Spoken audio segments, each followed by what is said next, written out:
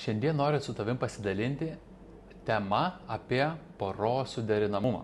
Labai daug žmonių manęs klausia, ar mes suderinami. Labai daug porų klausia, ar mūsų poros suderinamumas geras. Tai noriu pasakyti tau vieną paprastą dalyką. Nėra tokio dalyko kaip poros suderinamumas. Kodėl? Todėl, kad jeigu jūs nueisit pas astrologę, burtininkę, jeigu ateisit pas mane ir klausit manęs, ar mes suderinami, ar mes tinkam vienas kitam, ar mums reikia skirtis, ir kažkas burtininkė, aš, ar astrologė, ar dar koks nors taro kortų metikas jums pasakys, kad jūsų pora nesuderinima, tai ką? Jūs tiesiog skirsitės vien dėl to, kad kažkas tai pasakė, ar visą gyvenimą gyvensite žinodami, jog jūs netinkat vienas kitam. Arba atvirkščiai, jeigu aš ar kas nors kitas pasakys jums, kad taip, jūs labai gerai derat vienas kitam, jūs būsit nuostabi pora, ką jums nebereikės dėti į tai pastangų, jūs tiesiog suderinami, viskas važiuos va taip. Ne, taip nėra.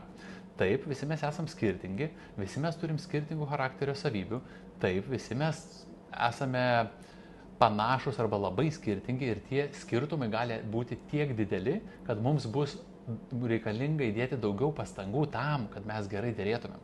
Tačiau neįdėjus pastangų ir neturint noro gyventi kartu, nieko neišeis. Todėl dėkit pastangas ir kurkit gražų santykį vietoj to, kad klaustumėt, ar mes suderinami. Gražių jums santykių.